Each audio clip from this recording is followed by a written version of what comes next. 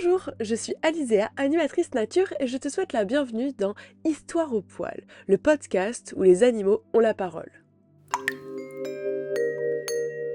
En ce moment c'est l'hiver et je voudrais te parler d'un oiseau qui migre pendant cette période.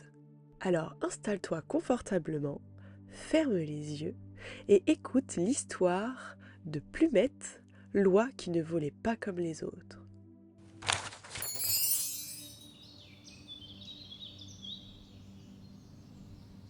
Dans un grand marais bordé de roseaux et de flaques brillantes, vivait une famille d'oies cendrées. Elles étaient connues dans tout le marais pour leur long vol, leurs cris puissants et leur façon de toujours rester ensemble.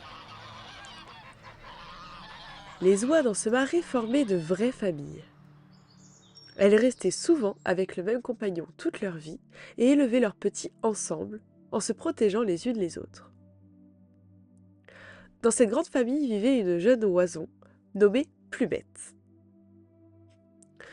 Mais Plumette n'était pas comme ses frères et sœurs.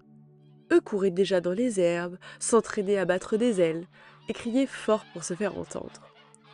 Car les oies aimaient beaucoup communiquer. Elles se parlaient tout le temps, pour prévenir d'un danger, pour se retrouver, ou simplement pour se dire qu'elles sont là. Mais Plumette, elle, était plus silencieuse. Elle préférait observer.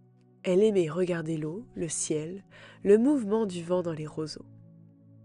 Ses ailes étaient un peu plus longues que celles des autres, et quand elle essayait de voler, elle ne s'élevait jamais comme eux. « Pourquoi tu ne fais pas comme nous ?» demandaient parfois les autres oisons. « Les oies sont faites pour voler loin. » Plumette baissait la tête. Elle savait que les oies étaient des oiseaux migrateurs. Chaque année, quand l'hiver arrivait, elle quittait le marais pour rejoindre les pays plus chauds, en volant en grand V dans le ciel. Mais Plumette avait peur. Peur de ne pas y arriver, peur de ralentir tout le monde. Un soir, alors que la famille se reposait près de l'eau, elle entendit deux adultes murmurer.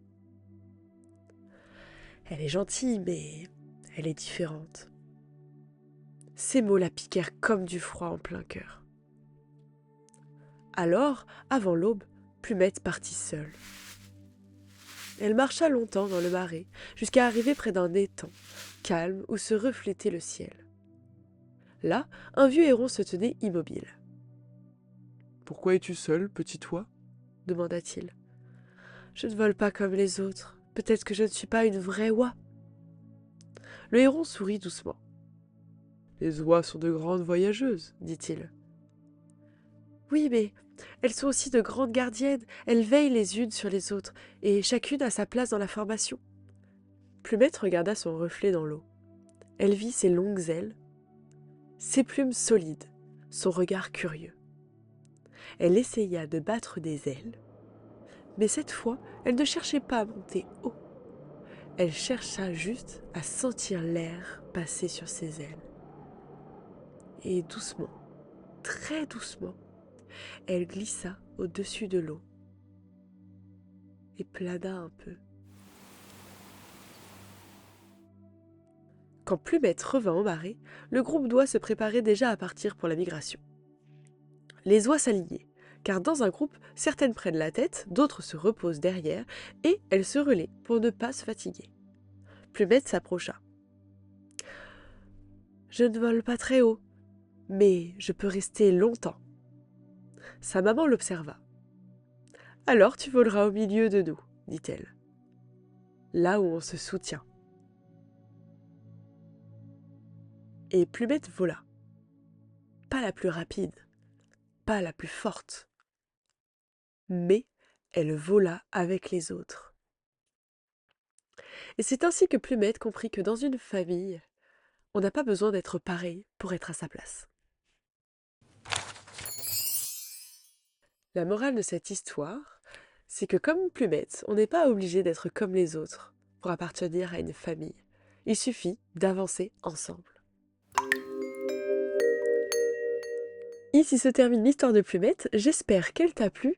Et si tu veux en apprendre plus sur l'oie sauvage ou celle qui peuple nos basses-cours, sois patient et écoute samedi l'épisode sur l'oie cendrée.